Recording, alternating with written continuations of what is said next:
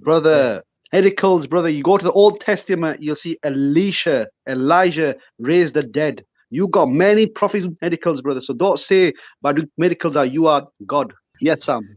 Hey, brothers, Shamoun, how are you? Yeah. Yes. Adam, can I just give you advice? One advice. Yes, sir. He would not win with you verse by verse. Because even the analogies he gave you, he said Elisha raised the dead, right? Right. He did. Can I let me see? This is why Safras. Sam, let me talk with him, man. You have to talk now. It's very helpful, though. Hold on. Wait, be patient. Anam, it's not the miracles that prove Jesus' deity. It's the claims he made, which the miracles confirm. I'll give you an example. This is where he's attacking strawman. Usually you want to steel man your opponent. Make their best argument. So I want Safras or any Muslim to show me Elisha or Elisha or Elijah when they prayed to raise the dead, using that miracle to prove that they are the resurrection and the life. Because if you go to John 11, 25, 26, when Jesus raises Lazarus, it's to prove that he is the resurrection and life. Now, according to his Tawheed, that would be two names of Allah, because Allah is Al-Bayyith, right? And Al-Hay or Al-Hayat. Al-Hay, more specifically. Jesus did miracles to confirm the claims he made that no prophet made and only God can make. I am the resurrection life. So my challenge to the Fras is, show me anyone in the Quran, because he believes in the Quran, or in the Old Testament, that did a miracle to confirm the names that even his religion attribute to God. Al-Bayyith and Al-Hay. So this is a false analogy. And then the analogy with Adam, he knows not to use this argument. Because I'm going to ask you, Anam, you're very intelligent.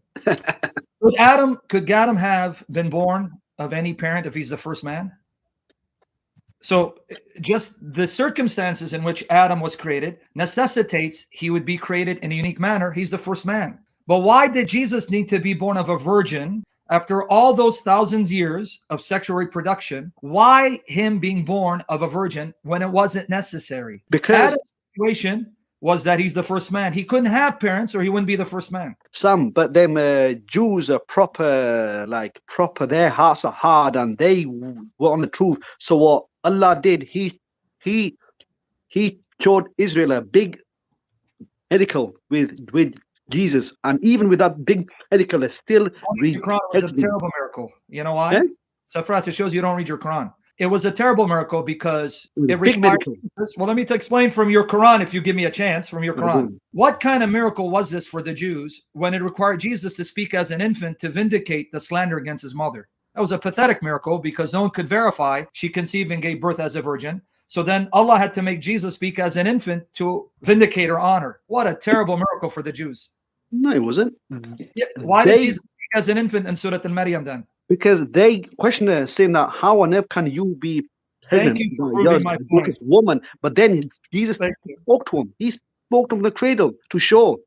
To show what? That she didn't conceive him illegitimately. So it was a sucky miracle to convince the Israelites if it required another miracle to then silence the slander. Oh, come on. Because their hearts are hardened. Their hearts are always hardened. Even today, their flipping hearts are hardened.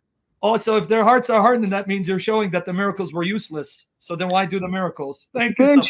Come on, man. Many prophets come and show miracles to him, but they still rejected some. Many prophets come to him.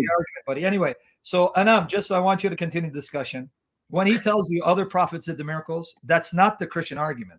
Mm-hmm. The Christian argument is that Jesus did miracles to confirm the things he said that only God could say. For example, when he healed the paralytic in Mark 2, verse 1 to 12, he goes, I'm going to do this so that you may know the Son of Man has power to forgive sins on earth, which according to the Quran at chapter 3, verse 135, no one other than Allah can forgive sins, which is exactly the accusation made against Mark 2:7.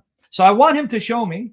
I'll be waiting in the background. I didn't want to come. I wanted to finish my article, but when he made these points, I couldn't control myself. So I'm going to be listening in the background. I want you now to quote any prophet that did a miracle to confirm he is the resurrection life, he has the power to forgive sins on earth, and so on and so forth. Show me that, and then you'll have a case. So steel man our position, not straw man it. So I'll be in the background. No, I'm not straw manning. We were talking about the Quran. That's what I was talking about, Quran with him. Oh, even the Quran, you got a problem. You know why? I want to ask you a question from your Quran. How is it that Jesus is able to breathe into a clay object and animate it? Because to breathe life into an inanimate object means that he is able to breathe out the spirit of life the same way Allah does. Why did Allah allow him to do that and no one else? Because he was given permission. He was given powers to I already answered that. Why did Allah allow him to do that and no one else? Just. Just that's it. That's your answer. Because he's giving power to him, innit? To Why?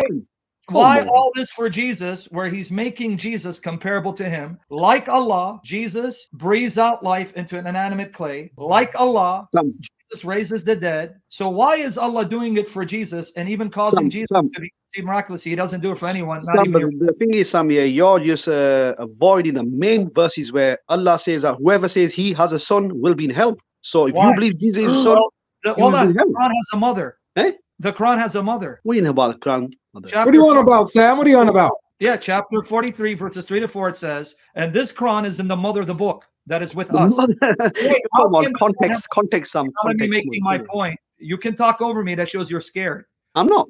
Okay, so wait. You're saying Allah can't have a son unless he has a consort. Yet Mary had a son without a consort, showing that Mary is better than your God. And secondly, the Quran has a mother. So explain that contradiction in your Quran.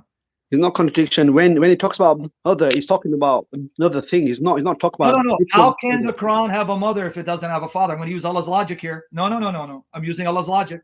He says the same thing about the Heka. He says Heka is the mother of all cities. So that doesn't mean Heka be the mother of all cities if she doesn't have a husband. I'm going to use Allah's logic. It does not mean literally mother. Come on, man. You take that context, Sam. You take that context, Sam. So it doesn't mean. It means you can be a mother without having a husband, and you can be a father without having a wife. So you just buried Allah.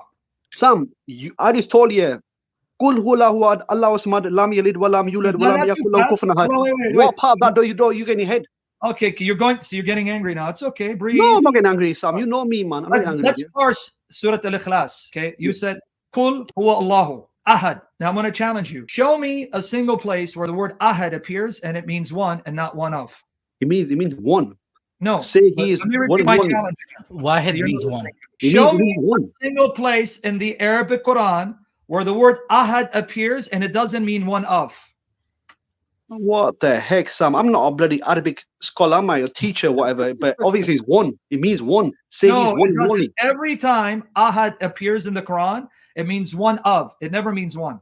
Matter of fact, you could check verse 4 of that same chapter. Yeah. Check verse 4 of that same chapter. It says, no one is like Allah. Exactly. And it's word ahad. Ahad. There's nothing like him. So why did your God use ahad when grammatically ahad means one of, and confusing you so that you have to now reinvent Arabic grammar rules to then salvage the Quran? Sam, we're going by the Arabic scholars, teachers. They know the Arabic and all of us law. Prove the Arabic scholars know what they're talking about. Quote one single place in the Quran where ahad doesn't mean one of. Oh man, listen, I'm not expert in Arabic. Okay, anyway, listen, I'll pull back. I'll let Anam, I just wanted to help you there. My friend, don't let them appeal to people's miracles, because Jesus did miracles to confirm things that no prophet said, but only God can say. So I just wanted you to know that. I'll be in the back because I'm going to write. So it's up for us. Please don't animate me to come back, because I don't want to. I want to hear you. Nice to meet you. I'll see you in a bit.